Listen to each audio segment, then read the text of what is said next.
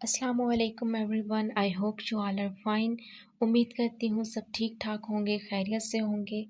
And हाज़िर खिदमत हूँ एक नए नावल के साथ एंड जिसका नाम है इब्लीस and it is written by Nimra Ahmad. So start करते हैं आज का novel. And please do like share and subscribe the channel. अगर आप चैनल पे नए हैं तो प्लीज़ चैनल को सब्सक्राइब कर दें और बेल आइकन को प्रेस कर दें। एंड वीडियो अच्छी लगे तो प्लीज़ वीडियो को लाइक और शेयर ज़रूर करें। इब्लीस अज़ निम्रा अहमद। ये जो कहानी मैं आपको सुनाने जा रही हूँ ये मेरी कहानी नहीं है, बल्कि मैं तो सिर्फ़ इस कहानी की एक खामोश तमाशाई हूँ। मेरा यानी हलीमा दाऊद का नाम तो इस दास्तान के किसी पढ़ने वाले के लिए शायद याद रखने के काबिल भी ना हो, मगर मैं इन दो किरदारों का ज़रूर रहेगा जिन्हें मैं इनके खूबसूरत नामों से जानती हूँ, फ़िज़ा इब्राहिम और रज़ा हयात ख़ान। मैंने इन दोनों को बहुत करीब से देखा है और ऐसे देखा है जैसे किसी ने ना देखा हो। इसीलिए आज मैं एक बात कहने के काबिल हुई हूँ, वो बात जिसको मैं हमेशा झुठलाती थी कि शक का फ़ायदा हर एक को नहीं देना चाहिए। हर शय की एक हद होती है और जब वो हद पार हो जाए तो इस असफुल साफिलीन को शक का फ़ायदा नहीं देना चाहिए। असूलों पर समझौता नहीं किया करते और जो ये करते हैं वो अपने साथ बहुत गलत करते हैं। हमारी ये कहानी करीबन साल भर पहले से शुरू हुई थी जब मैं अपने मास्टर्स के पहले रोज़ साइकोलॉजी की क्लास लेने गई थी। मैंने ज़िंदगी में कभी इतना पिन ड्रॉप साइलेंस नहीं देखा था जो इस वक्त क्लास में छाया था। गर्दनें सहरज़दा सी उस शख्स की तरफ उठी हुई थी जो हमारे साइकोलॉजी के प्रोफेसर थे। प्रोफेसर जो वो कहीं से नहीं लगते थे। मैं भी उनसे उस मशहूर हुई अक्सरियत के साथ थी और इन सब की तरह भी कुछ नहीं लिख पा रही थी।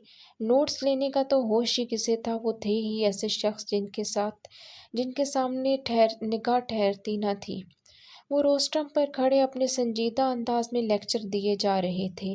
तीखे नकूश खूबसूरत आँखें, साफ रंगत, जेल से किए गए बाल, कीमती और नफीस ऐश ग्रेड टू पीस में मलबूस, वो बला के हैंडसम थे।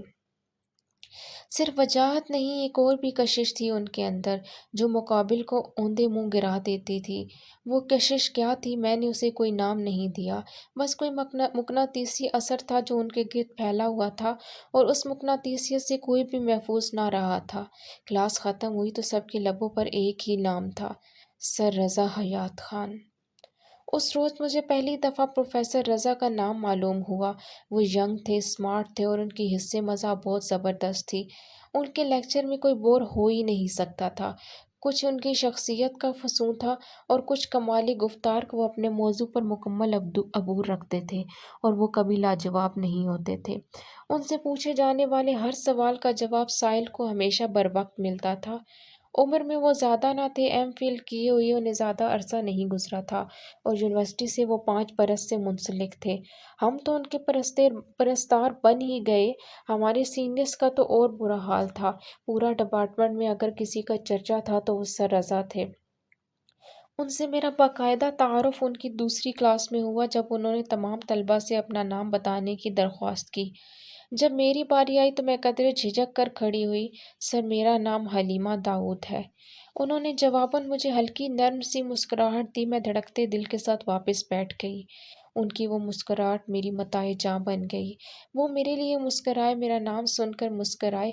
मुझे लगता था मैं कभी उस लम्हे से निकल नहीं सकूंगी, मगर सब्र ए दिल, अभी और बहुत से लम्हे आने थे। उस रोज़ बाहर ज़ोरों की बारिश हो रही थी और अंदर हमारी क्लास जारी थी। आज वो साइकोलॉजी से हटकर बात करने के मूड में थे और हम मशहूर लोग तो आंखें बंद किए उनकी पैरवी किया करते थे। कौन बताएगा कि इंसान की शनाख्त किन चीज़ों से होती है? वो कदरी चेहरा झुकाकर माइक में बोले तो बहुत से हाथ फिजा में बुलंद हुए। इंसान की शनाख्त उसके नाम से होती है सर, उसके मुल्क से, कबीले से या ज़ात से, रस्म व रवाज से, ज़ुबान से, उसके किरदार की खसूसियात से, किसी अच्छे और बुरे कारनामे से। मगर वो मुस्कुरा कर एक एक ही सुनते गए। दफ़अतन मैंने अपना कमज़ोर सा हाथ बुलंद किया। جانے اتنے لوگوں میں انہیں میرا کہاں سے ہاتھ نظر آ گیا۔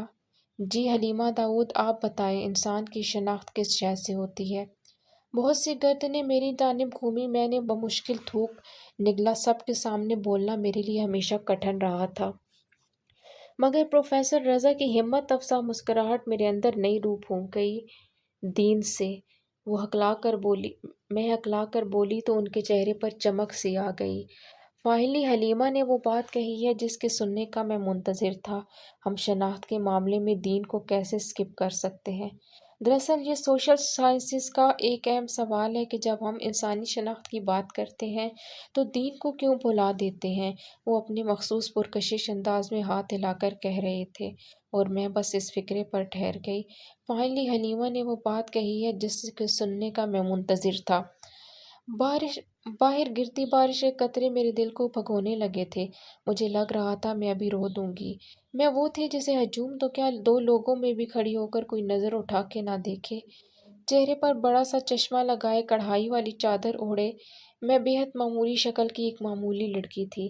اگر کوئی میری موجودگی کو نوٹس کرتا بھی تو شاید میری بے ساکھی کے باعث جس کے سہارے میں چلتی تھی۔ ایک حادثے میں کئی برس قبل میری دائیں ٹانگ مفلوج ہو گئی تھی اور اب میرا واحد سہارا میری بے ساکھی تھی۔ ایک کم شکل معذور لڑکی کو کسی نے لمحے بھر کو تعریفی نگاہوں سے نوازا تھا۔ میں خود کو بادلوں میں تیرتا محسوس کرنے لگی تھی۔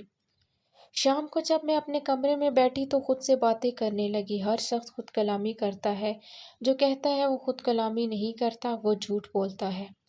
تنہائی میں نے بھی اپنی ایک دنیا بنا رکھی تھی جہاں میں معذور اور کم شکل نہ تھی، جہاں میری ہتک اور تذلیل نہیں ہوتی تھی اور جہاں مجھے کوئی احساس کمتری نہیں ہوتا تھا۔ وہاں اس دنیا میں کوئی حلیمہ داؤد نہیں تھی۔ میں اپنا یاور تھی۔ یہ نام بھی خود میں نے رکھا تھا۔ یہ نام مجھے بہت پسند تھا۔ اینا یاور، اوکے۔ اینا نام بدلنے کا اختیار نہ تھا۔ اپنا نام بدلنے کا اختیار نہ تھا مجھے۔ اگر ہوتا تو پھر حلیمہ داؤد کے ساتھ میرا وجود بھی نگاہوں کے سامنے گھوم جاتا تھا اور میں خود کو کبھی اینا کا نام نہ دیتی۔ اینا بہت خوبصورت تھی، بے تحاشا امیر اور شاہی خاندان کی اکلوتی اولاد، باپ کے اربوں کے بزنس کی اکلوتی جانشین اور یونیورسٹی کے ہر اسٹوڈنٹ کے دل کی دھڑکن روکنے کا سبب۔ وہ جب چلتی تھی تو لوگ سحرزدہ سے ٹھہر کر اسے دیکھتے تھے۔ اس کے حسن، ذہانت اور دولت کے قصے ہر جگہ پھیلے ہوئے تھے۔ وہ راجدھانی کی شہزادی تھی اور اس جیسا کوئی نہ تھا۔ اماں کی آواز آئی تو میں چونکی، پھر بیساکھی سے خود کو گھسیٹتی باہر آئی۔ اماں کی آواز یوں ہی اکثر میرے ارد گرد تیرتے اینا یاور کے سرخ سترنگ بلبلے میں چپھ کر اسے پھاڑ دیا کرتی تھی۔ جی اماں، میں نے کچن کے کھلے دروازے سے جھانکا۔ وہ سنک کے سامنے کھڑی برتن دھو رہی تھی۔ آواز پر پلٹیں، تمہارے ماموں آئے تھے آج، پھر کرائے کا تقاضا کر رہے تھے، سمجھ نہیں آتا کہ کیا کروں۔ ان کے چہرے پر پریشانی رقم تھی۔ ہم جس گھر میں رہتے تھے اس کا کرایہ باقاعدگی سے ماموں کو ادا کرتے تھے۔ وہ نانا کی ملکیت تھا اور اس کے بعد اب ماموں اس کے مالک تھے۔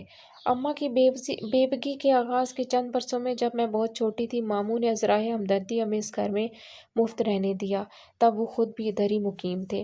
F6 والے نئے گھر میں شفٹ ہوئے تو انہیں 5-6 برس ہی ہوئے تھے۔ بعد ازاں وہ ہم سے کرایہ وصول کرنے لگے اور اب وہ ان چند سالوں کی مفت کی رہائش کا کرایہ بھی سکہ رائج الوقت کے پیمانے پر طلب کر رہے تھے۔ ابو کی چھوڑی 2 دکانوں کے کرائے سے ہمارے گھر کا خرچ، مکان کا کرایہ اور میری تعلیم کے اخراجات بمشکل پورے ہوتے تھے۔ اب یہ اضافی خرچ کہاں سے لاتے؟ کوئی اور دن ہوتا تو میں اماں کو تسلی دیتی، مگر آج میں خود بھی خاموش تھی۔ شاید میں ذہنی طور پر اماں کے پاس کچن میں نہیں تھی، بلکہ ابھی تک کلاس روم میں کھڑی تھی، جہاں بارش کے تڑ تڑ گرتے قطرے بند کھڑکیوں کے شیشوں پر لڑک رہے تھے۔ اماں کافی دیر اپنے مسائل کا رونا روتی رہیں، مگر جب میں خاموشی سے خلا میں گھورتی رہی تو وہ شخص خود سے اپنے کاموں کی جانب پلٹ گئیں۔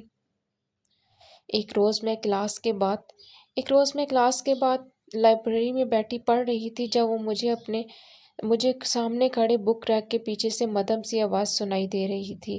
لاشعوری طور پر میں ان کی طرف متوجہ ہو گئی۔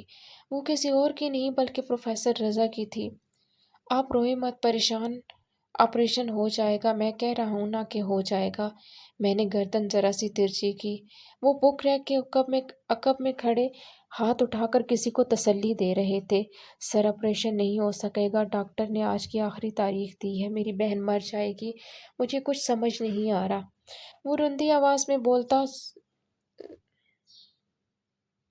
زورین تھا، میرا کلاس فیلو۔ میں نے سنا تھا اس کی بہن کی کوئی پیچیدہ سی سرجری ہونی تھی۔ کبھی وقت ہی نہیں ملا کہ مزید تفصیل پوچھتی۔ ویسے بھی ان شریف لڑکیوں میں سے میں تھی جو لڑکوں سے مخاطب نہیں ہوا کرتی تھی۔ اچھا، روم نمبر کیا ہے اس کا؟ وہ اس کے شانے پر ہاتھ رکھ کے اپنے عصبی نرم انداز میں کہہ رہے تھے۔ زورین نے روم نمبر بتایا اور سر جھکائے آنکھ کا کنارہ انگلی کی نوک سے پونچھا۔ میں نے دیکھا پروفیسر کے چہرے پر سوچ گہری تھی۔ میں دھیرے سے سر جھٹک کر پڑھنے لگی، مگر اب کتاب کی طرف دھیان نہیں جا رہا تھا۔ بمشکل 3 دن گزرے تھے کہ مجھے زورین کیمپس میں ایک جگہ سیڑھیوں پر بیٹھا نظر آیا۔ ساتھ اس کے 2-3 دوست تھے، وہ کسی بات پر ہاتھ مار کر ہنس رہے تھے۔ مجھے ذرا اچنبھا ہوا، مگر خیر، میں سر جھکائے بیساکھی سے خود کو گھسیٹتی ان کے قریب سے گزری۔ جب زورین کے دوست کی آواز میرے سماعت سے ٹکرائی، بہت مبارک ہو زری، میں گھر پر آنٹی کو مبارکباد دینے بھی آؤں گا۔ ہاں یار، میں بتا نہیں سکتا کہ کتنا پرسکون ہوں۔ زورین کے چہرے پر سچی خوشی بکھری تھی۔ ارے ہاں، کچھ پتہ چلا کہ آپریشن کی وہ پیمنٹ کس نے کی تھی؟ نہیں، مگر وہ جو بھی تھا فرشتہ تھا میرے لیے، اللہ اسے اجر دے۔ ان سے دور جاتے میرے لبوں سے بے اختیار نکلا تھا آمین۔ زورین بھلے نہ جانتا تھا، مگر میں جانتی تھی وہ کون تھے۔ کچھ بدلتے موسم کا اثر تھا اور کچھ میری نازک طبیعت۔ مجھے اپنے ایسے نزلے زکام نے گھیرا کہ میں 3 دن یونیورسٹی نہ جا سکی۔ چوتھے روز جب میں کلاس میں گئی تو بھی زکام کی باقیات باقی تھیں۔ لیکچر کے اختتام پہ جب میں کلاس سے نکلی تو رضا حیات خان کوریڈور میں جیسے کسی کے انتظار میں کھڑے تھے۔ ایک لمحے کو مجھے اس پہ رشک آیا جس کے انتظار میں وہ کھڑے تھے۔ ان لمحوں کے انتظار نے اس نامعلوم شخص کو کتنا معتبر کر دیا تھا۔ حلیمہ داؤد، آپ کدھر تھیں؟ میں آپ کا ہی انتظار کر رہا تھا۔ میں ان کے قریب سے گزرنے لگی تو وہ مسکرا کر میری طرف بڑھے۔ میں ٹھٹک کر رک گئی۔ وہ میرا انتظار کر رہے تھے؟ جی پروفیسر۔ میں سانس روکے انہیں دیکھی گئی۔ وہ میرے بالکل سامنے آ رکے۔ ان کے شاندار وجود سے کسی قیمتی پرفیوم کی مسحور کن مہک اٹھ رہی تھی۔ 3 دن سے کہاں غائب تھی؟ میں تو پریشان ہی ہو گیا تھا۔ وہ فلو ہو گیا تھا۔ اپنا خیال رکھا کرو، اسٹوڈنٹس کو بیمار نہیں پڑنا چاہیے، اور اتنے برائٹ اسٹوڈنٹ کو تو ہرگز نہیں۔ وہ مسکرا کر دھیرے لہجے میں کہہ کر پلٹ گئے، اور میں حلیمہ داؤد اپنے سترنگے بلبلے میں مقید فضا میں تیرنے لگی۔ زورین کہتا تھا کہ وہ فرشتہ ہے، مجھے لگتا تھا کہ وہ کوئی یونانی دیوتا ہے جو آسمانوں سے اترا ہے، مگر شاید وہ اس سب سے بڑھ کر کچھ اور تھے۔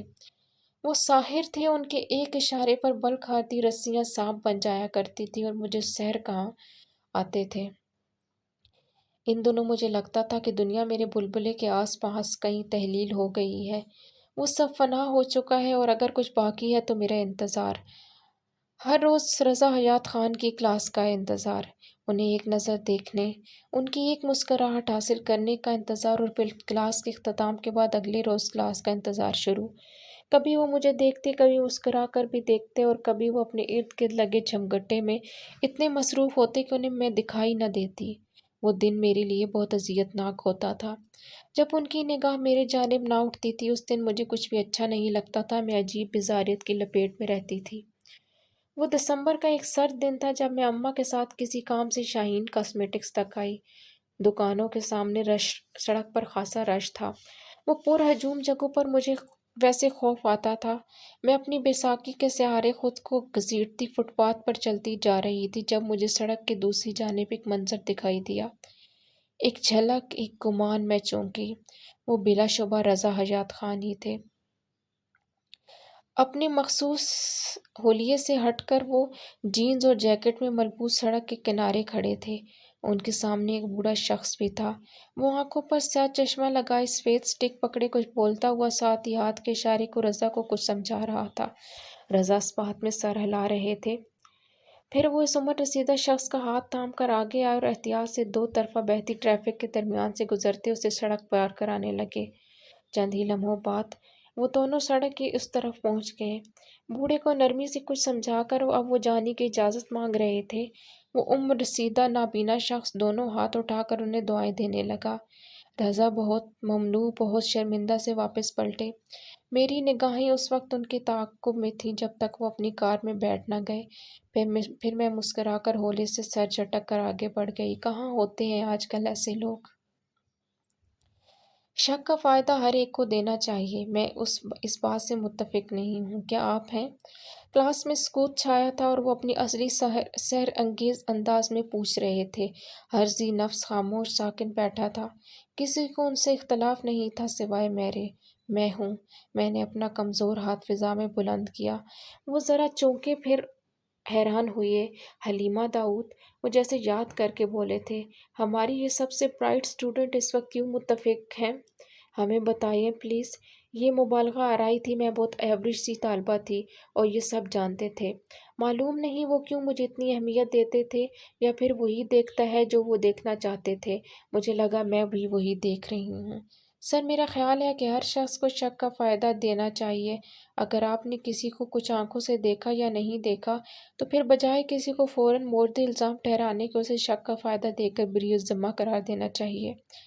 آپ کو کیا لگتا ہے حلیمہ کہ آپ کا یہ آرگومنٹ کن جگہوں پر اپلائی ہوتا ہے؟ حال میں خاموشی چھائی تھی اور وہ ڈائس پہ کہنیاں رکھ کے پوری سنجیدگی سے میری طرف متوجہ تھے۔ او خدایا، وہ کتنے ہینڈسم تھے! ہر اس چیز پہ جہاں کسی انسان پر ہمیں کسی گناہ کا شک ہوتا ہے۔ صرف انسان۔ وہ ہولے سے مسکرائے۔ میں قدرے گڑبڑائی۔ آف کورس ہم انسانوں کی ہی تو بات کر رہے ہیں، مگر آپ نے گناہ کا ذکر کیا تو گناہ تو ایک اور مخلوق سے بھی سرزد ہوتے ہیں۔ میں الجھ کر انہیں دیکھنے لگی۔ جانور، درندے، پودے، حشرات الارض میرے ذہن کے پردے پر ایک ایک کر کے آتے چلے گئے۔ جنات! میری خاموشی پر انہوں نے کہا تو پورے حال میں ایک عجیب سی سنسنی دوڑ گئی۔ جنات! میں ہولے سے بڑبڑائی۔ جی ہاں، جنات، اور یہ جو بیک بینچرز ہیں ان کو منہ بنانے کی قطعاً ضرورت نہیں ہے۔ میں یہاں آپ کو کوئی ہارر سٹوریز نہیں سنانے لگا۔ ان کے چہرے کے تاثرات جیسے سخت ہوئے۔ آخری نشستوں پر بیٹھے سارے لڑکے تیر کی طرح سیدھے ہوئے، پھر میری جانب متوجہ ہوئے۔ ان کی آنکھوں کی سختی کی جگہ نرم تاثر نے لے لیا۔ تو حلیمہ داؤد، اگر گناہ کی بات ہو تو کیوں نہ جنات کا ذکر کیا جائے؟ وہ میری آنکھوں میں دیکھ کر پوچھ رہے تھے اور مجھے لگا میں نے اختلاف میں غلط سائیڈ لے لی ہے۔ ہزاروں برس پہلے ایک جن ہوا کرتا تھا، ابو الجن، جنات کا باپ۔ اس کا نام عزازیل تھا۔ وہ فرشتوں کا سردار تھا، مکرم تھا، محترم تھا۔ اس سے زیادہ نیک اور پارسا کوئی نہیں تھا۔ وہ سب سے زیادہ عبادت گزار تھا۔ مگر پھر کیا ہوا؟ آپ بتائیں حلیمہ داؤد، پھر کیا ہوا؟ اس عزازیل کو آج آپ ابلیس کے نام سے یاد کرتی ہیں۔ میری ہتھیلیاں پسینے سے بھیگ گئیں۔ اس نے آدم علیہ السلام کو سجدہ کرنے سے انکار کیا تھا، یا یہ کہنا زیادہ مناسب ہوگا کہ اس نے اللہ کا حکم ماننے سے انکار کیا تھا۔ نہیں جی، اس نے کیوں کیا وہ سب؟ کیونکہ وہ انسان سے حسد کا شکار تھا۔ اس کے تکبر بھرے انکار کی کوئی وجہ ہے؟ نہیں، ہرگز نہیں۔ حال میں سناٹا چھایا تھا۔ سب دم سادے انہیں سن رہے تھے۔ ابلیس نے جو بھی کیا وہ کیا میں ہی کیا، اور وہ آج بھی بہت سے انسانوں کو اپنے جیسا ابلیس صرف اس لیے بنانا چاہتا ہے کہ اللہ انسان سے محبت نہ کرے۔ آپ نے کبھی سوچا کہ شک کا فائدہ اللہ نے ابلیس کو کیوں نہیں دیا؟ باوجود اس کے کہ اللہ سے بڑھ کر مہربان کوئی نہیں۔ وہ مجھے دیکھ کر استفسار کر رہے تھے اور میں بنا پلک جھپکے سانس روکے انہیں دیکھ رہی تھی۔ مجھے لگ رہا تھا میری آواز نہیں نکل پا رہی تھی۔ وہ اس لیے ڈیئر اسٹوڈنٹ کہ ہر شے کی ایک حد ہوتی ہے۔ جب وہ حد پار کر لی جاتی ہے تو پھر اس شخص کو رعایت نہیں دی جاتی۔ بعض اصول ایسے ہوتے ہیں جن پر سمجھوتا ناممکن ہوتا ہے۔ اپنی زندگی میں ایسے اصول بنائیں کہ اگر کوئی انہیں توڑے تو آپ اس ابلیس کو کوئی رعایت نہ دیں۔ عزازیل ہر کوئی بن سکتا ہے، مگر جو عزازیل سے ابلیس بنے وہ بندگی کی جنت سے ہمیشہ کے لیے نکال دیا جاتا ہے۔ اس کی کبھی واپسی نہیں ہوتی۔ میں بے اختیار دونوں ہتھیلیاں اٹھا کر تالی میں ملائیں اور ایک دم پورا ہاتھ تالیوں سے گونج اٹھا۔ او کم آن اسٹوڈنٹ! وہ جھینک کر ٹیبل پر رکھی کتاب کی طرف متوجہ ہوئے۔ ہمارے ڈپارٹمنٹ کے ایک بہت پرانے پروفیسر سر عثمان راؤ ان دنوں ریٹائرڈ ہوئے تھے۔ ان کے اعزاز میں ایک شاندار سی فیئر ویل پارٹی کا انعقاد کیا تھا جس پر تمام فیکلٹی ممبران اپنے ازواج کے ساتھ مدعو تھے۔ اس شام میں نے پہلی دفعہ پروفیسر رضا کی بیوی کو دیکھا۔ اس کا نام علینا تھا۔ وہ دراز قد اور بھورے گھنگریالے بالوں والی بے تحاشا حسین لڑکی تھی، جیسے موم کی گڑیا۔ رضا بلیک ڈنر سوٹ میں ملبوس تھے اور وہ ان کے ساتھ سیاہ اسٹائلش لباس میں پورے اعتماد کے ساتھ کھڑی بہت خوبصورت لگ رہی تھی۔ کوئی اتنا حسین کیسے ہو سکتا ہے؟ 5 برس کا پیارا سا بیٹا ماں کی انگلی تھامے کھڑا تھا۔ وہ دونوں ایک ساتھ اتنے مکمل لگ رہے تھے کہ میں پوری تقریب انہیں تکتی گئی۔ مجھے ان کی بیوی اچھی لگی تھی۔ وہ انہی کی طرح ملنسار اور شائستہ تھی، البتہ میرے ان سے تعارف نہ ہو سکا تھا، اور یہ وہ موقع تھا جب رضا کے ارد گرد لگے چمگٹے کے پیچھے میں چھپ جایا کرتی تھی۔ وہ تینوں ایک تصویر کھنچوانے کے لیے ساتھ کھڑے ہوئے تھے اور کیمرہ پکڑے زرین کے کہنے پر مسکرائے۔ فلیش کی روشنی میں ان کی کاملیت اور بھی دمکنے لگی۔ کھٹاکھٹ بہت سے اسٹوڈنٹ ان کی تصاویر لیتے لگے اور وہ ریڈ کارپیٹ پہ فوٹو شوٹ کروانے والے اسٹار سیلیبریٹیز کے مانند ہر طرف کیمرے اور فلیش کی چکا چوندھ روشنیوں سے گھر گئے۔ اپنے موبائل سے بہت دور سے ایک تصویر میں نے بھی لے لی تھی۔ اس رات میں نے اس تصویر کو دیکھ کر بہت دیر تک روتی رہی۔ کیا مجھے بتانے کی ضرورت ہے کیوں؟ کوریڈور میں اسٹوڈنٹ آ جا رہے تھے۔ میں اپنی بیساکھی سے خود کو گھسیٹتی آہستہ آہستہ اس دروازے کی جانب بڑھنے لگی جس کے اوپر رضا حیات خان نام کی تختی لگی تھی۔ دروازہ نیم وا تھا۔ میں نے 2 دفعہ کھٹکھٹایا، پھر نہ پا کر میں ذرا سا دھکیلا تو وہ کھلتا چلا گیا۔ ان کی کرسی خالی تھی، البتہ ایک خالی کونے میں وہ جا نماز بچھائے نماز پڑھ رہے تھے۔ جس پل میں نے دروازہ کھولا وہ اسی پل سجدے میں گئے تھے۔ میرا دل احترام سے بھر گیا۔ ان کے سلام پھیرنے تک میں چوکھٹ میں کھڑی رہی۔ میری اتنی برائٹ اسٹوڈنٹ اتنے تکلف ابھی تک دروازے میں کھڑی ہیں، اس بات کا مجھے افسوس ہے۔ آئیں بیٹھیں نا۔ وہ تاسف و ندامت سے جائے نماز طے کرتے اٹھ کھڑے ہوئے اور میرے لیے کرسی کھینچی۔ Sorry professor. میں لب کاٹتی دروازہ بند کر کے کرسی تک آئی۔ وہ اب گھوم کر میز کے پیچھے جا کر اپنی ریوالونگ چیئر پر بیٹھ رہے تھے۔ ان کا کوٹ ان کی پشت پر لٹکا تھا۔ وہ شرٹ کی آستین کوہنیوں موڑے، ٹائی کی نوٹ ڈھیلی کیے بہت بے تکلف اور ریلیکسڈ لگ رہے تھے۔ لائیں کتاب دکھائیں، کون سا ٹاپک سمجھنا ہے آپ نے؟ وہ میرے ہاتھ سے کتاب لے کر پلٹنے لگے۔ صبح کلاس کے بعد جب میں نے انہیں بتایا تھا کہ مجھے ایک موضوع کے سمجھنے میں دشواری ہو رہی ہے تو انہوں نے فوراً مجھے 1 بجے اپنے آفس میں آنے کو کہا تھا۔ تو اس میں کیا سمجھ نہیں آیا آپ کو؟ مطلوبہ صفحہ پہ پہنچ کر اس پر سرسری نگاہ دوڑاتے ہوئے وہ کہہ رہے تھے، سر یہاں سے آگے ہو کر انگلی رکھ کر بتانے لگی۔ بمشکل 10 منٹ لگے انہیں مجھے سمجھانے میں اور ساری باتیں میری سمجھ میں آ گئی۔ اب بتائیں چائے لیں گی یا کافی؟ کتاب رکھیں۔ انہوں نے ایک سائیڈ رکھ دی۔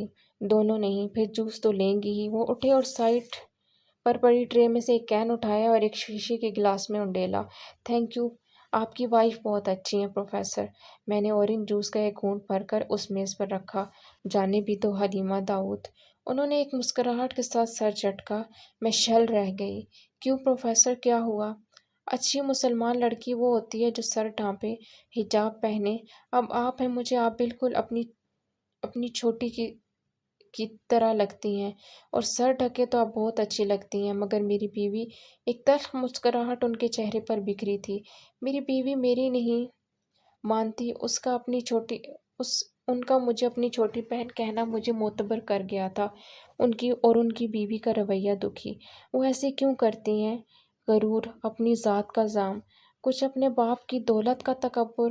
ایک عام سے پروفیسر سے اتنے بڑے گھر کی بیٹی شادی کرے تو وہ برابری پہ کبھی نہیں آئے گی۔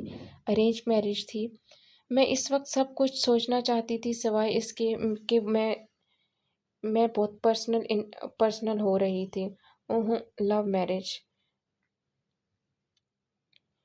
لو میرج کے لڈو۔ ان کا وجیح چہرہ حزن و اداسی سے پر تھا۔ میرا دل کٹنے لگا۔ میں آپ کے لیے کچھ کر سکتی ہوں؟ پتہ نہیں علیمہ، میں اپنے لیے خود کچھ نہیں کر سکتا تو تم کیا کرو گی؟ یعنی بعض دفعہ زندگی ایک مقام پر ٹھہر جاتی ہے، کچھ سمجھ میں نہیں آتا کہ کس طرح خود کو نکالیں آگے یا پیچھے، ایسے میں اگر کوئی دل کا بوجھ ہلکا کر دے تو اچھا لگتا ہے۔ تم سے بات کر کے بھی اچھا لگا، اللہ تمہیں خوش رکھے۔ پھر وہ میرے ساتھ ہلکی پھلکی باتیں کرنے لگے۔ وہ ساتیں میری زندگی کی سب سے قیمتی ساتیں بن گئیں۔ ان کے آفس سے نکلتے وقت میرے ارد گرد سترنگا بلبلا تن چکا تھا۔ میں اسی میں مقید فضا میں تیرتی رہی تھی۔ میں جاگتی آنکھوں سے دن کی روشنی میں پہلی بار اینا یاور بن گئی تھی۔ اس روز میں نے پہلی دفعہ ایک بچھڑا بنایا، البتہ یہ بات میں اس وقت نہیں جانتی تھی۔ I guess we should stop now. میں دیکھ لوں کہ کتنا رہتا ہے۔ اچھا، ناول آئی گیس کافی رہتا ہے، تو ایک ایپیسوڈ تو اور اس میں ہو جائے گی، تو ابھی بلکہ تھوڑا سا اور میرے خیال میں ابھی کر لیتے ہیں، تو نیکسٹ ایپیسوڈ میں پھر اس کو اینڈ کر دیں گے۔ اوکے، جسٹ اے مومنٹ، میں دیکھ لوں کہاں پہ ڈراپ کیا تھا میں نے۔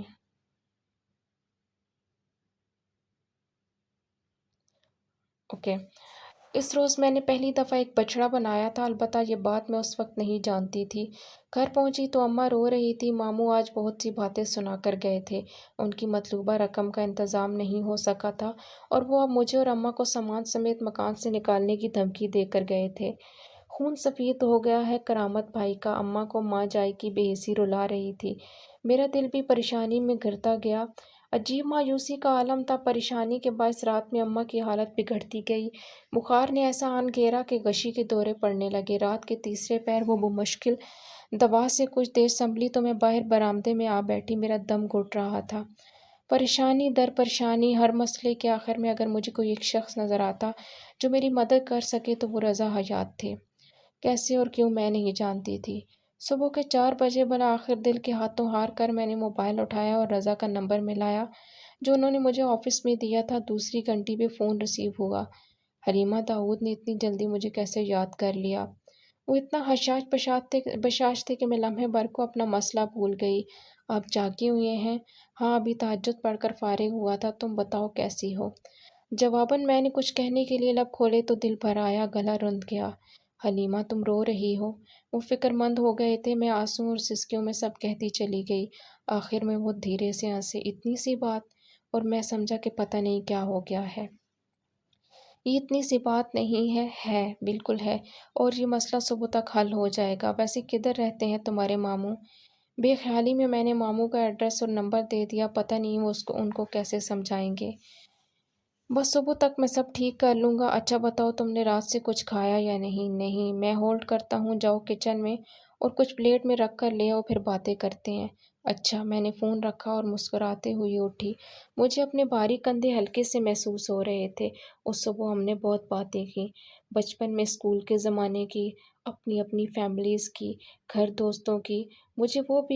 مجھے اپنی طرح اکیلے اور اندر سے زمانے سے ڈرے ہوئے لگے تھے۔ میں بہت آہستہ ان کے بہت قریب آ گئی۔ اور پھر اس صبح وہ یونیورسٹی نہیں آئے۔ شام ماموں نے اماں کو شکریہ کا فون کیا کہ ان کو ہمارا بھیجے بندے نے پیسے ادا کر دیے ہیں۔ اماں حیران تھیں۔ ان کو تو نہیں، البتہ مجھے ضرور کہا کس نے ادا کیے پیسے۔ ایک دوست نے مدد کی ہے، میں اسے لوٹا دوں گی، مگر آپ آم کھائیں پیڑ کیوں گن رہی ہیں؟ وہ چپ ہو گئی، مگر اگلے روز جب میں نے رضا سے واپسی کی بات کی تو وہ ارے چھوڑو کہہ کر بات بنا گئے۔ میں نے اصرار کیا تو وہ شرمندہ ہونے لگے۔ اگر اب تم نے پیسوں کی کوئی بات کی تو میں سمجھوں گا کہ حلیمہ داؤد میری سب سے بری اسٹوڈنٹ ہے، اور پھر میں نے پیسوں کی کوئی بات نہیں کی۔ مگر واقعی دیکھیں، میں واقعی پیسوں کی کوئی بات نہیں کی تھی۔ پھر بھی کیوں؟ چند روز بعد مجھے علم ہوا کہ میں سب سے برائٹ اسٹوڈنٹ نہیں ہوں، یا شاید نہیں رہی۔ کیوں نہیں رہی اور کب نہیں رہی؟ ہاں، میں تب سے نہیں رہی جب فلزہ ابراہیم ان کی زندگیوں میں آ گئی۔ فلزہ وہ ہیرا جو ڈھلتا نہیں، صرف ٹوٹتا ہے۔ ایک دفعہ ٹوٹے تو پھر کبھی نہیں جڑتا۔ فلزہ ابراہیم، نائس نیم۔ مگر کلاس کے یہ تو بتائیں کہ فلزہ کا مطلب کیا ہوتا ہے؟ پوری کلاس میں سناٹا چھایا تھا اور بہت سی نگاہیں رشک و حسد سے رضا حیات کی مخاطب کو دیکھ رہی تھیں۔ وہ لیٹ ایڈمیشن تھی، دیر سے آنے والے مگر چھا جانے والے اسٹوڈنٹس میں تھی۔ کامنی سی لڑکی، بے حد گوری، ملائم جلد اور لمبی آنکھوں کی مالک۔ اس کے بال کمر تک گرتے، سیدھے سلکی سیاہ بال، اور وہ ہمیشہ سمیٹ کر شانے پر آگے کو ڈال دیتی۔ اس کا لباس بھی بہت جدید تراش خراش کا بے باک سا تھا، آستین غائب، کھلا گلا اور گردن سے لپٹا دوپٹہ۔ وہ بہت خوبصورت تھی، نازک سی، کسی ادھ کھلے گلاب کے پھول کے مانند جسے چھوئے بھی تو میلے ہونے کا خدشہ ہو۔ فلزا یعنی ڈائمنڈ۔ وہ اپنی نازک لمبی گردن اٹھائے بولی تو رضا حیات دھیرے سے مسکرائے۔ ڈائمنڈ جو ڈھلتا نہیں صرف ٹوٹتا ہے، اور اگر ایک دفعہ ٹوٹ جائے تو پھر کبھی نہیں جڑتا۔ پورے اعتماد طریقے سے بولی، آپ نے اتنا لیٹ ایڈمیشن کیوں لیا؟ جواباً فلزا نے نزاکت سے شانے اچکائے۔ اس کے شانے اچکانے کا ایک منفرد انداز تھا۔ موڈ نہیں بنا بس۔ چلیں اچھا ہے، اب موڈ بن گیا ہے تو کلاس۔ فلزا ویلکم سے، میری مستقبل کی برائٹ اسٹوڈنٹ سے۔ میں بری طرح چونکی مگر رضا حیات میری طرف دیکھ نہیں رہے تھے، وہ فلزا کی جانب متوجہ تھے۔ آج مجھے ان کی نگاہوں سے اوجھل کرنے کے لیے کسی ہجوم کی ضرورت نہیں تھی۔ فلزا پورے ہجوم پہ بھاری تھی، مگر میں فیصلہ نہ کر سکی کہ مجھے فلزا اچھی لگی ہے یا بری، لیکن یہ طے تھا کہ وہ میری جگہ لے چکی تھی۔ اوکے، سو فار ناؤ یہیں پہ اسٹاپ کرتے ہیں، انشاءاللہ نیکسٹ ایپیسوڈ میں یہیں سے اسٹارٹ کریں گے اور اس ناول کو ختم کر دیں گے سیکنڈ ایپیسوڈ میں۔ ویڈیو اچھی لگی ہو تو پلیز ویڈیو کو لائک کریں، شیئر کریں، اینڈ اگر آپ چینل پہ نئے ہیں تو پلیز چینل کو سبسکرائب کر دیں۔ ملتے ہیں نیکسٹ ویڈیو میں، تب تک کے لیے اپنا ڈھیر سارا خیال رکھیے، دعاؤں میں یاد رکھیے۔ اللہ حافظ۔